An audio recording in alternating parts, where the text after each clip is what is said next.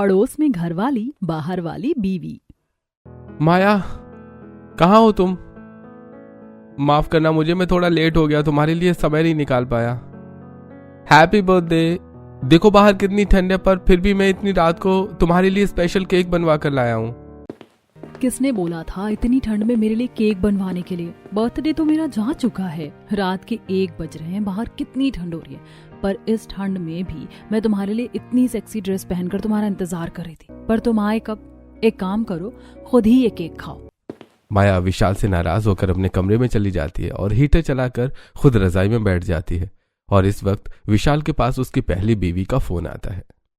विशाल, कहाँ रहते हो तुम? कब से फोन कर रही हूँ। माँ जी को ठंड लग गई है, उन्हें उल्टियाँ हो रही हैं, उनकी तबीयत बहुत खराब है, तुम जल्दी से घर आ जाओ। क्या? माँ की तबीयत खराब हो गई? अच्छा तुम एक काम करो, माँ को अस्पताल लेकर जाओ, मैं अभी घर से बहुत दूर हूँ, जल्दी आने की कोशिश करता हूँ। विशाल रुचिका से बात करके फोन रख देता है और माया के कमरे में जाकर उसे फिर से मनाने लगता है। माया, आई एम सो सॉरी, मुझे माफ कर दो। तुम तो जानती हो ना मैं कितना बिजी रहता हूँ, और मैं ये सब हमारे लिए ही तो कर रहा हूँ। मेरे लिए कितनी मेहनत कर रहे हो दिख रहा है मुझे। मेरे बर्थडे वाले दिन भी मेरे साथ नहीं रहे, मुझे तुमसे बात ही नहीं करनी। अब क्या करूं, कैसे इसे समझाऊं? माँ के भी पास जाना है, कहीं माँ की तबीयत ज्यादा ना खराब हो जाए। माया, अरे बात को समझो, मुझे फिर से जाना है, तुम्हारे लिए स्पेशल टाइम निकाल कर आया था, प्लीज मुझे माफ कर दो। देखो बार बार फोन आ रहा है और मैंने तुम्हारे लिए कुछ अच्छा सोचा है, एक सरप्राइज सोचा है। अभी जाने दोगी तो बहुत जल्द तुम्हें वो सरप्राइज में मिलेगा। जाओ अपना काम ही देखो, तुम्हारा काम तो मेरी सौतन बनी बैठी है, पर ये ऐसी सौतन है जिससे मैं तुम्हें दूर भी नहीं कर सकती। न चाहते हुए भी माया विशाल को जाने की परमिशन दे देती है और विशाल तुरंत बाहर जाकर गाड़ी में कपड़े बदलता है और अपने घर पहुंचता है, जहां रुचिका अपनी सास को दवाई खिलाकर अपने कमरे में जा रही होती है। आ गए आप? जानते भी हैं माँ जी को ठंड लग चुकी है, उन्हें सांस लेने में भी दिक्कत हो रही थी। अगर आज घर में मैं भी ना होती ना तो पता नहीं क्या ही होता। और ये क्या, आपको ठंड नहीं लग रही है? आपने ना स्वेटर पहना है ना ही शॉल ली है, ऐसे ही बाहर काम करते हो क्या सारी रात? अरे रुचिका, तुम तो बेकार ही नाराज हो रही हो। जानती हो मैं घर से कितना दूर था, वहां से आते आते इतना समय लग गया, और जैसे ही तुमने माँ की खबर दी मैं परेशान हो गया, काम वाम छोड़कर बिना स्वेटर पहने देखो इतनी ठंड में कांपता हुआ घर आया हूँ, और तुम हो जो शिकायत कर रही हो। मुझे माफ कर दो, बिना सोचे समझे मैंने आपको इतना सब कुछ बोला, पर मैं क्या करूं, मैं अकेली भी परेशान हो जाती हूँ ना। आप कोई दूसरा काम क्यों नहीं कर लेते? आपके पास ना दिन में समय रहता है और ना ही रात को। रुचिका, मैं ये सब तुम्हारी और माँ के लिए ही तो कर रहा हूँ। मैं भी बहुत थक गया हूँ और ठंड भी बहुत लग रही है, मैं सोने जा रहा हूँ। इन 2 बीवियों के चक्कर में मैं तो परेशान हो गया, एक तरफ घरवाली, दूसरी तरफ बाहर वाली। हे भगवान, अभी तो पूरी जिंदगी बाकी है, कैसे संभालूंगा मुसीबत को। इतना बोलकर परेशान विशाल जाकर अपने कमरे में सो जाता है। और इसी तरह कुछ हफ्ते बीत जाते हैं और इन कुछ दिनों में ही माया एक नया घर देखने लगती है, और वो उसी मोहल्ले में एक छोटा सा घर देखती है जिस मोहल्ले में रुचिका अपनी सास के साथ रहती है। उस घर को लेने के बाद जब माया अपनी शिफ्टिंग कर लेती है और विशाल फ्लैट में जाता है तो वहां माया को न देखकर उसे फोन करता है, और माया घर में सामान ठीक करते हुए फोन पर उससे बात करती है। मिल गई तुम्हें फुर्सत मेरे फोन का जवाब देने की? क्या करूं जान, काम ही इतना रहता है, पर तुम हो कहाँ और घर में सामान भी नहीं है। तुम तो मुझे सरप्राइज दे ना सके तो मैंने सोचा कि मैं ही तुम्हें सरप्राइज दे दूं। मैंने एक नया घर देखा है रघुवीर नगर में, तुम्हें मैं एड्रेस दे रही हूँ, घर आ जाओ, और आते हुए हमारी शादी की और शादी से पहले की सारी फोटोज वगैरह भी ले लेना। इतना बोलकर माया फोन रख देती है और अपने पति को अपना पूरा एड्रेस देती है। फोन में एड्रेस देखकर विशाल के पैरों तले जमीन खिसक जाती है। ये पागल औरत, उफ, मुझे जीने नहीं देती। इसको और कोई दूसरी जगह नहीं मिली। अगर इन दोनों ने एक दूसरे को देख लिया तो कहीं किसी को पता न चल जाए कि मेरी 2 बीवी हैं। क्या करूं, क्या करूं? एड्रेस देखकर विशाल एकदम परेशान हो जाता है और जल्दी से माया को फोन करके उससे कहता है, तुम्हें ही घर लेना था, मुझसे पूछ कर लेती। मैंने तुम्हारे नाम पर जो भी FD LIC करवाए थे उन सभी जमा पूंजी से तुमने इतनी घटिया जगह इन्वेस्ट कर दिए। वो इलाका बिल्कुल सही नहीं है। वहां मेरा एक दोस्त रहता था, वहां गिनती के कुछ ही घर हैं, पर वहां की औरतें एक नंबर की चुगलखोर हैं, तुम पर नजरें बनाकर रखेंगी। इसीलिए वहां किसी से ज्यादा बात मत करना, और हाँ, ना ही घर में किसी को आने देना, और ना ही खुद किसी के घर में जाना। आई बात समझ में? और कोई मेरे बारे में पूछे ना तो किसी को कुछ मत बताना, वरना सब तुम्हारे कान भरेंगे, क्योंकि मैं वहां पर पहले भी गया हूँ। क्या यहाँ के लोग इतने बुरे हैं? माफ करना, मुझे आपसे पूछ के ये घर लेना चाहिए था, पर अब तो घर ले लिया। माया अपने पति की बात पर विश्वास कर लेती है और वहां किसी भी पड़ोसी से बात नहीं करती। तो वहीं अब विशाल भी माया से मिलने के लिए रात के 1 या 2 बजे आता है और चेहरे पर मास्क लगाकर आता है। अरे ये क्या, तुम यहाँ चोरों की तरह क्यों आ रहे हो? अपना ही घर है। अरे इसी बात का तो दुख है कि अपना ही घर है। मेरे कहने का मतलब है जगह ठीक नहीं है, यहाँ पर पोल्यूशन देखो कितना है, इसलिए मास्क और टोपा लगाकर आना पड़ता है। ऊपर से ठंड। वैसे मैंने जो तुम्हें समझाया था ना, वो भेजे में घुसा या नहीं? हाँ, सब याद है। विशाल माया को अपनी बातों में फंसा लेता है और इसी तरह कुछ दिन बीत जाते हैं। और एक दिन जब माया कपड़े धोकर छत पर सूखने के लिए रखती है, तभी रुचिका भी छत पर पौधों को पानी देने आती है और उसकी छत की तार पर अपना पति का कच्चा देखकर उससे कहती है, मेरे पति का कच्चा? अरे ओ बहन, जरा सुनो, मेरे पति का कच्चा तुम्हारी छत पर कैसे? सही कह रहे थे विशाल, यहाँ के लोग तो बड़े अजीब हैं। बहन, ये मेरे पति का कच्चा है, तुम्हें पसंद आया तो तुमने इसे अपने पति का कह दिया। कल को तुम्हें मेरा पति पसंद आएगा तो उसे भी तुम अपना कहने लगोगी। क्या हुआ बहू, क्यों उस पड़ोसन से मुंह लग रही है? साधारण सा कच्चा ही तो है, क्या पता उसका पति भी वैसा ही कच्चा पहनता हो। पर माँ, मैं उनके हर कच्चे पर नील पॉलिश लगाती हूँ, उस पर भी लगी है, पर हो सकता है कि वो उसी के पति का हो। शायद मैं ही ज्यादा सोच रही हूँ। अपनी सास के कहने पर रुचिका नीचे आ जाती है और इसी तरह कुछ हफ्ते बीत जाते हैं। कुछ हफ्ते बाद विशाल अपनी दोनों पत्नियों के लिए गिफ्ट लेता है और एक ही दुकान में उन्हें पैक करवाता है। क्या बात है सर, आपने अपनी बेबी के लिए इंडियन और वेस्टर्न दोनों तरह की ड्रेस ली है। लगता है भाभी दोनों तरह की ड्रेस पहनती हैं। हाँ भैया, मेरी एक बीबी में ही 2 रूप हैं। ये बोलो कि दोनों के कितने रूप हैं। अच्छा, आप जल्दी से गिफ्ट पैक करो, लेकर भी जाना है। विशाल अपनी जिंदगी और पड़ोस में घर वाली और बाहर वाली से इतना परेशान हो रहा था कि वो गिफ्ट पर ध्यान ही नहीं देता और सबसे पहले एक गिफ्ट लेकर रुचिका के पास जाता है और उसे गिफ्ट देते हुए उससे कहता है, रुचिका, मैं तुम्हारे लिए ड्रेस लेकर आया हूँ, देखकर बताओ कैसी है। तुम बहुत जिद कर रही थी ना कि जब से शादी हुई है मैंने आज तक तुम्हें कोई ड्रेस गिफ्ट नहीं की। विशाल जी, आप कितने अच्छे, मेरी छोटी छोटी बातों का ख्याल रखते हैं। मैं अभी देखती हूँ। रुचिका अपनी सास और पति के सामने अपना गिफ्ट खोलती है और उसमें से मॉडल ड्रेस देखकर मुंह बनाते हुए अपने पति से कहती है, जी जी जी विशाल जी, आप मेरे लिए कैसी गंदी ड्रेस लेकर आए हैं। माँ जी देखिए इन्हें, मैं ऐसी ड्रेस नहीं पहनती, भूल गए क्या? अरे नालायक, निकम्मा, अगर ऐसी ड्रेस बहू के लिए लेकर आया था तो उसे कमरे में अकेले में देता ना, मेरे सामने देने जरूरी था क्या? और बहू, तू इतना नाराज क्यों हो रही है? तेरा पति है, अब पति तो चाहते ही है कि उनकी बीवी थोड़ी बनठन के रहे। तू भी थोड़ी मॉडर्न बन जा, समय बदल रहा है। वही तो, मेरा भी दिल करता है अपनी बीवी को मॉडर्न ड्रेस में देखने का, बस इसीलिए लेकर आया हूँ। एक बार तो तुम मेरे लिए ऐसी ड्रेस पहन ही सकती हो ना। विशाल की बातें सुनकर रुचिका शर्मा जाती है और कमरे में जाकर अपने पति को ड्रेस पहनकर दिखाती है। इस ड्रेस में कितनी ठंड लग रही है, वैसे आप बताओ कैसी लग रही हूँ मैं? बिल्कुल परी लग रही हो।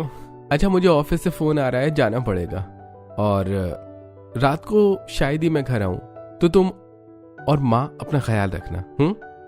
विशाल माया का फोन देख हड़बड़ी में घर से तुरंत निकल जाता है। फिर चेहरे पर मास्क और टोपी लगाकर पीछे वाले रास्ते से माया के घर जाता है।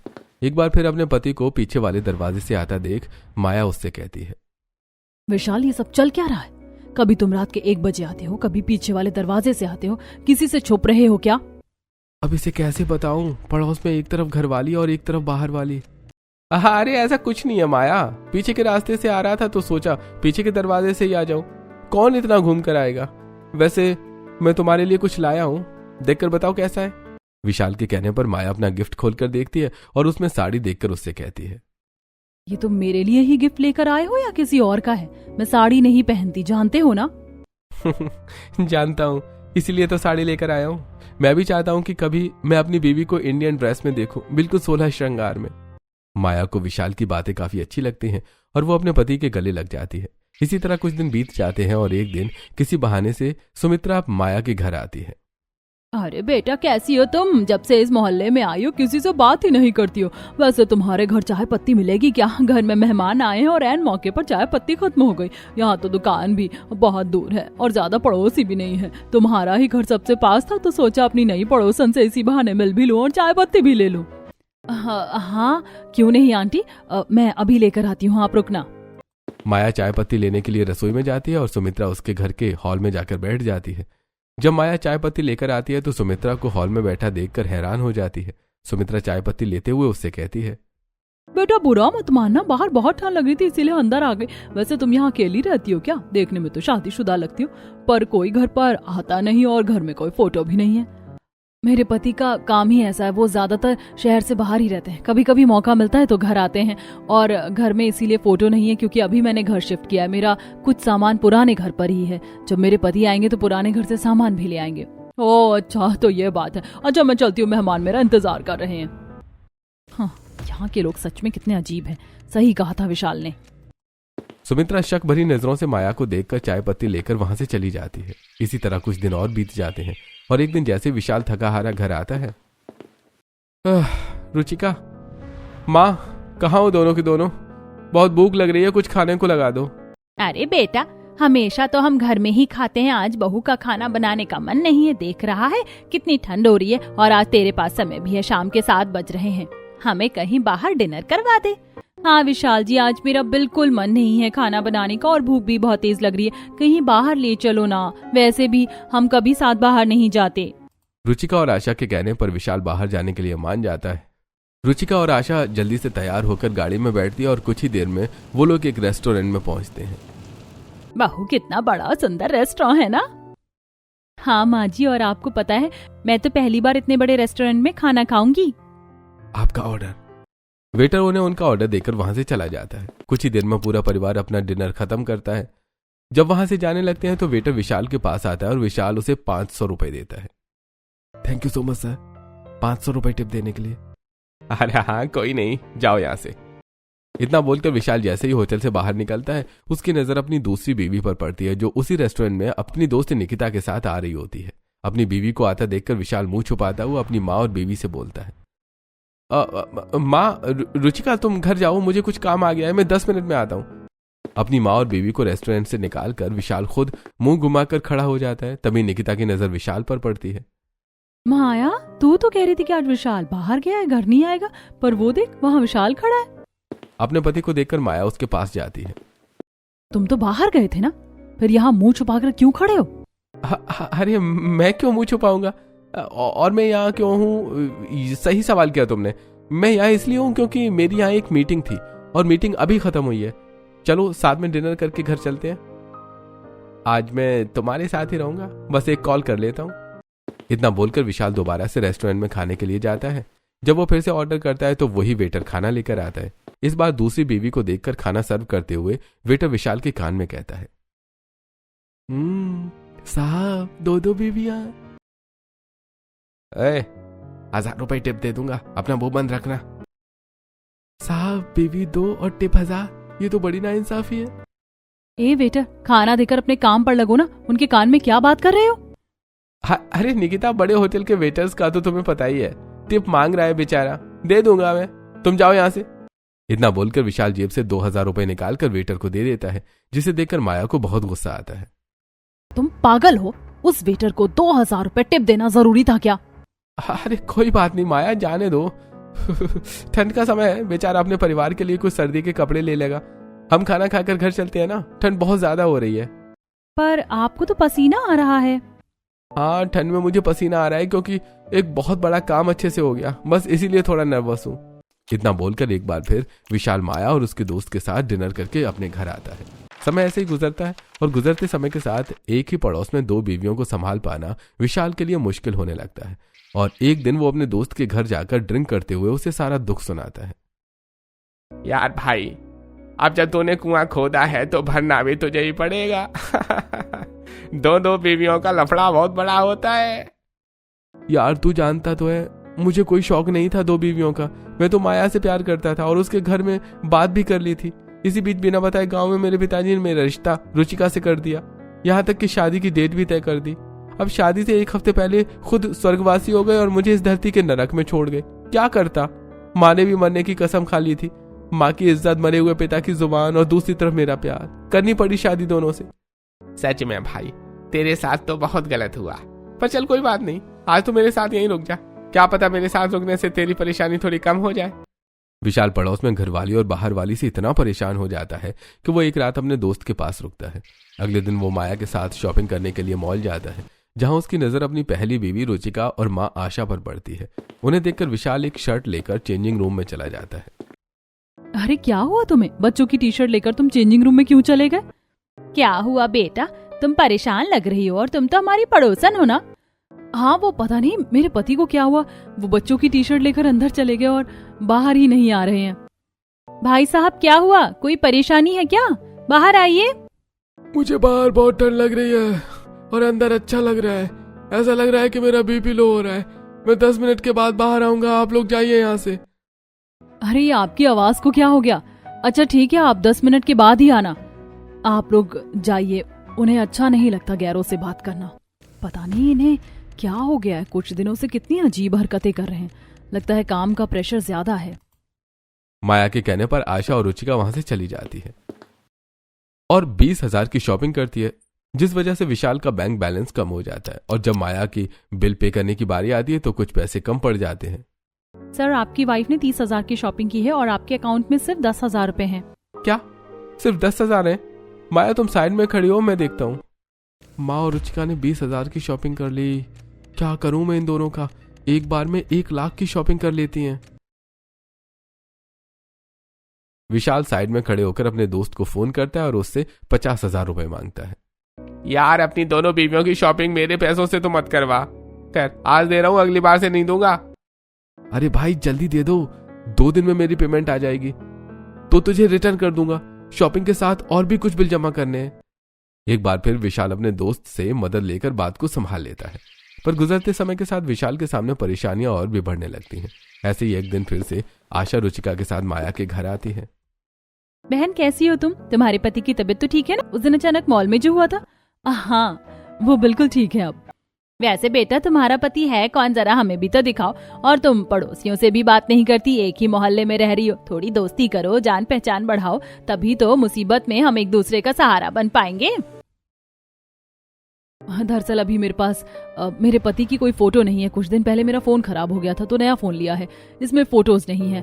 पर अब तो रुचिका मेरी दोस्त है। उस दिन आप लोगों ने मॉल में मेरी मदद की, मुझे बहुत अच्छा लगा। इसीलिए कभी मौका मिला तो मैं आप लोगों को अपने पति से जरूर मिलवाऊंगी। अपने पड़ोसियों से बात करके माया को काफी अच्छा लगता है और धीरे धीरे उसकी दोस्ती पड़ोसियों से बढ़ने लगती है, खासतौर पर रुचिका से। वहीं रुचिका भी एक दिन घर में खीर बनाती है और माया को देने के लिए जाती है। भाई साहब से तो कभी मिलना हो नहीं पाता और मेरे पति भी ज्यादा घर पर रहते नहीं हैं। वैसे आज मैंने अपने पति की पसंद की खीर बनाई थी, सोचा तुम्हें भी दे दो। भाई साहब को टेस्ट जरूर करवाना। हाँ हाँ बिल्कुल। रुचिका खीर देकर अपने घर चली जाती है। कुछ देर में विशाल घर आता है और पूरा परिवार एक साथ पेट भरकर खाना खाता है। रात होते विशाल फिर से बहाने बनाकर सबसे छुपते छुपाते माया के घर जाता है। वहां माया रात के 12 बजे तक जागकर अपने पति का इंतजार कर रही होती है। जैसे विशाल घर आता है वो अपने पति को देखकर उससे कहती है, आ गए तुम? कब से मैं तुम्हारा इंतजार करी थी। जानते हो हमारी जो पड़ोसन है ना, जो मॉल में हमारी मदद करने आई थी, आज उसने अपने घर में खीर बनाई थी। चलो साथ में खाते हैं। क्या खीर? क्यों नहीं, चलो खाते हैं। आज रुचिका ने मेरी पसंद का मनपसंद खाना बनाया था। मैंने इतना खाना खा लिया कि पेट में जगह ही नहीं है, पर इसे माया को देने की क्या जरूरत थी। अब इसके सामने अगर नहीं खाया तो ये मेरे मुंह में चम्मच ठूस देगी। हे भगवान मुझे बचा ले इस घर वाली और बाहर वाली से। एक बार फिर विशाल न चाहते हुए भी वही खाना माया के साथ दोबारा खाता है। इसी तरह कुछ दिन बीत जाते हैं और एक दिन माया विशाल के साथ बाजार जाती है, जहां सब्जी लेते हुए उससे कह रही होती है, तुम्हें नहीं पता आज मुझे कितना अच्छा लग रहा है। तुमने मेरे लिए छुट्टी ली और मेरे साथ बाजार सब्जी लेने आए। हाँ क्या करूं, तुम्हारे लिए भी तो समय निकालना ही है। विशाल जब माया के साथ ठेले के पास खड़े होकर सब्जी ले रहा होता है तो एकदम उसकी नजर रुचिका पर पड़ती है। रुचिका को देखकर वो माया से दूर हो जाता है और अपनी दोनों बीवियों और माँ से बचने के लिए वो बिना देखे बाजार की दूसरी तरफ भागने लगता है और इसी हड़बड़ी में वो नाले में गिर जाता है। ये देखकर माया लोगों को इकट्ठा करती है। शोर सुनकर रुचिका और आशा भी वहां आ जाती हैं।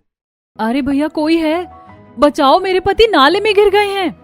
अरे भैया ध्यान कहाँ था, दिन में पीकर चलते हो क्या? हाथ दो और बाहर निकलो, तुम तो पूरे नाले में सन गए हो। आदमी हाथ पकड़कर विशाल को नाले से बाहर निकालता है। जैसे विशाल अपने सामने अपनी माँ और दोनों बीवियों को एक साथ देखता है वो फिर से नाले की तरफ बढ़ने लगता है। ये देखकर कुछ आदमी उसे पकड़कर रोकते हैं और कहते हैं, अरे भाई बीवी से लड़ाई हुई है क्या? अगर मरने का इतना ही शौक है तो किसी गाड़ी के नीचे आ जा या खाई से कूद जा। बार बार नाले में क्यों जा रहा है? पी रखी है क्या? क्या हुआ भाई साहब, आप परेशान हैं क्या? भाई साहब मेरे पति नशा नहीं करते, मेरे पति से जुबान संभाल कर बात कीजिए।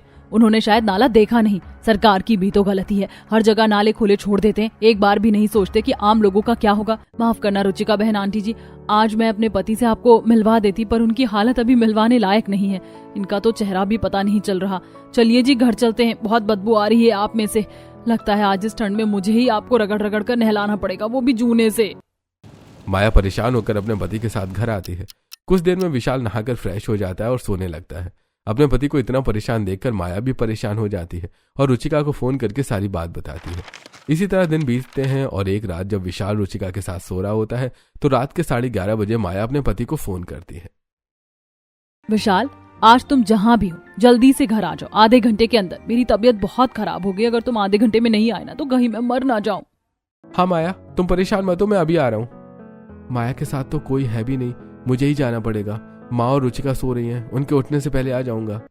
विशाल बिना बताए रुचिका को सोता छोड़कर चुपके से घर से निकलता है और माया को फोन करता है, पर माया फोन नहीं उठाती। दरवाजा पीटने पर भी वो दरवाजा नहीं खोलती, जिससे विशाल और परेशान हो जाता है। वो घर की खिड़की से अंदर जाने लगता है। तभी माया की पड़ोसन सुमित्रा और आशा की नजर विशाल पर पड़ती है। उसे खिड़की से माया के घर में घुसते देखकर वो बाहर निकलकर पूरे मोहल्ले में शोर मचाने लगती हैं। आशा बहन, लगता है माया के घर में चोर घुसा है, वो बेचारी तो अकेली रहती है। अरे चोर चोर, मोहल्ले वाले उठो, देखो बेचारी माया के घर में कोई चोर घुस गया है। सुमित्रा की आवाज सुनकर पूरा मोहल्ला बाहर आ जाता है। उसमें रुचिका और आशा भी होती हैं, जिसके बाद वो लोग माया के घर का दरवाजा पीटने लगते हैं। लगता है मुझे किसी ने देख लिया, अब क्या करूं? विशाल, तुम खिड़की से आए हो। माफ करना, हमारी एनिवर्सरी शुरू होने में सिर्फ 10 मिनट बचे हैं ना, इसीलिए मैंने ध्यान ही नहीं दिया कि तुम दरवाजा पीट रहे हो। देखो मैंने हमारा घर कितना अच्छा डेकोरेट किया है। अरे माया बेटा, दरवाजा खोल, तेरे घर में चोर घुसा है। पड़ोसियों को क्या हो गया है? लगता है इन्होंने तुम्हें अंदर आते देख लिया। चलो मैं अभी उनकी गलतफहमी दूर कर देती हूँ। इतना बोलकर माया जैसे ही दरवाजा खोलती है सभी पड़ोसी घर के अंदर आ जाते हैं। वहां रुचिका और आशा विशाल को माया के साथ देखकर हैरान रह जाती है और आशा अपने बेटे को एक थप्पड़ लगाती है। अच्छा, तो अब समझ में आया, तेरा काम रात को ही क्यों होता था? तू चोरी करता था, इसीलिए इतना पैसा कमा पा रहा था। आंटी, आपकी हिम्मत कैसे हुई मेरे पति पर हाथ उठाने की? ये चोर नहीं है, मेरे पति हैं। मैंने दरवाजा नहीं खोला और इन्हें लगा कि मुझे कुछ हो गया, मुझे बचाने के लिए खिड़की से आया। ये कोई चोर नहीं है। और आप लोगों को मेरा पति देखना था ना, देख लो, ये विशाल मेरा पति है। विशाल जी, ये औरत क्या कह रही है? आप इसके पति हैं? इसे बताइए, हमने दुनिया वालों के सामने शादी की थी, आप मेरे पति हैं। सही कहा था उसे मैंने। मेरे पति का कच्चा देखकर उसे तुमने अपना पति बना लिया और आज मेरे पति को ही अपना कह दिया। विशाल जी, इसकी गलतफहमी खत्म कीजिए। मैं किसी की गलतफहमी दूर नहीं कर सकता क्योंकि मैं तुम दोनों का ही पति हूँ। हे भगवान, इस ठंड में एक ही पड़ोस में घर वाली और बाहर वाली दोनों को रखा हुआ है और मोहल्ले वालों को भी पता नहीं चला। मानना पड़ेगा। नालायक कहीं का, एक बीवी के रहते हुए तुझे ऐसी क्या जरूरत पड़ गई जो तूने दूसरी शादी कर ली? तूने तो पूरे समाज के सामने मेरी नाक कटवा दी है। माँ, आप मुझसे पूछ रही हैं कि मुझे क्या जरूरत पड़ गई? क्या मैंने आपको माया के बारे में बताया नहीं था? मैंने आपसे कहा नहीं था कि मेरा रिश्ता तोड़ दो, पर आपको अपनी इज्जत और पापा की जुबान की पड़ी थी। उसकी वजह से मेरी जिंदगी खराब हो गई, न सिर्फ मेरी बल्कि मेरी दोनों बीवियों की भी। उनकी जिंदगी सुधारने के लिए मैंने आप लोगों से झूठ बोला। मैं माया को छोड़ नहीं सकता था और रुचिका से शादी करना बहुत जरूरी था। इतना बोलकर विशाल अपनी सारी कहानी सुनाता है कि किन हालातों में उसकी शादी हुई। उसके बाद विशाल सबसे एक सवाल करता है, अब आप लोग बताओ, इसमें मैं कहाँ गलत हूँ? मैंने अपने प्यार को चुना, पर मेरे घर वालों ने जिससे मेरी शादी करवाई मैंने उसकी भी जिम्मेदारी उठाई। अगर आप लोगों को लगता है कि मैं अब भी गलत हूँ तो ठीक है, आप लोगों की जिंदगी से चला जाऊंगा। इतना सब कुछ होने के बाद भी आपने जब मेरा हाथ नहीं छोड़ा तो ऐसे समय में मैं आपका हाथ कैसे छोड़ सकती हूँ? अगर आप मुझसे शादी नहीं करते तो सिर्फ आपकी बदनामी ही नहीं, मेरे पिताजी की भी पगड़ी उछल जाती। पर आपने हम दोनों का ख्याल रखा, इसीलिए मैं भी आपको नहीं जाने दूंगी। और अब हम दोनों दोस्त हैं, कोशिश करेंगे कि ऐसे ही दोस्त बनकर रहें। माया और रुचिका अपने पति से बहुत प्यार करती थीं। वो उसकी परेशानी को समझती हैं और एक ऐसा फैसला लेती हैं जिसे सुनकर सभी पड़ोसी हैरान हो जाते हैं। उस दिन के बाद विशाल अपनी दोनों पत्नियों के साथ एक ही घर में रहता है और एक खुशहाल जिंदगी जीता है।